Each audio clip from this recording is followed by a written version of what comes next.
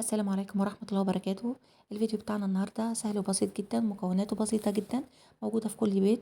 هنعمل النهاردة العدس بالشعرية بطعم وريحة زمان. بس قبل ما نبدأ مع بعض الفيديو، لو أول مرة تمر على قناتي، أنا اسمي رشا ودي قناتي. يا ريت ما تنساش تدعمني بالاشتراك في القناة ولايك وشير ونفعل الجرس على الكل. نبدأ مع بعض بسم الله.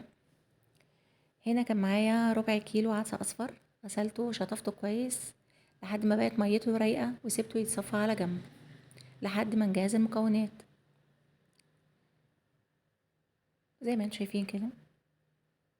وهنا معانا المكونات اللي هنحطها مع العدس. هنا معايا جزرة قطعتها 4 أجزاء، وفي الأول هنستخدم بصلتين صغيرين جدا، بس أنا خدت واحدة منهم وقسمتها نصين، وحوالي 4 5 فصوص توم على حسب ما الرغبة.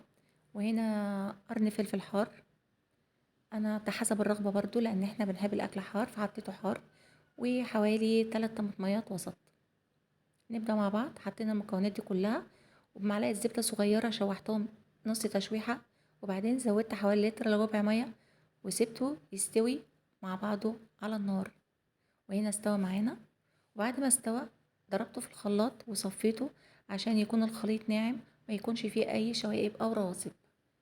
وبعدين نزلت بمعلقة كمون والملح حسب الرغبة،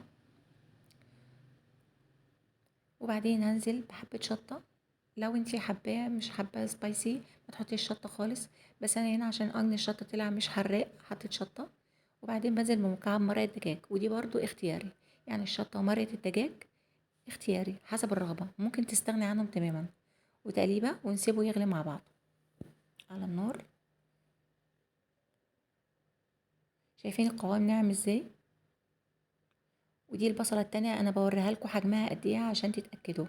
يعني انا مستخدمه في العدس من اوله لاخره بصلتين صغيرين زي القورمه كده بس كبار حبه صغننين. واحده حطيتها مع العدس تتسلق، والتانية هستخدمها قدامكم دلوقتي. وهنا العدس ابتدى يغلي، واثناء ما العدس بيغلي انا حاطه نص كوبايه شعريه على النار، شويه زيت واخليها تحمر. وبعد ما تحمر هشيلها على جنب بالمصفى.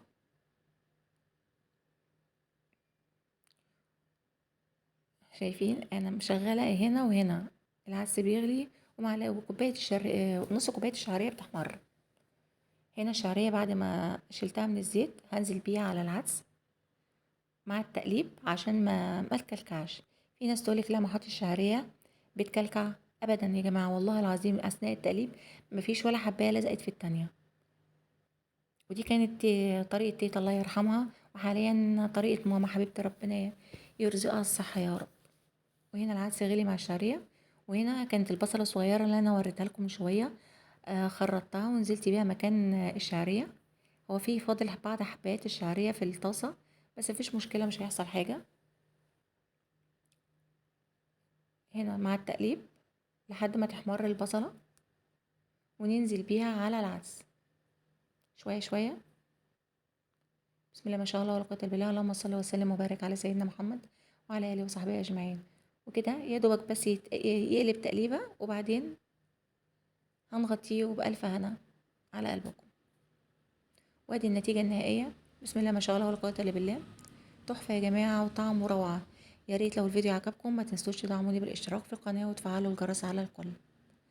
والسلام عليكم ورحمة الله وبركاته.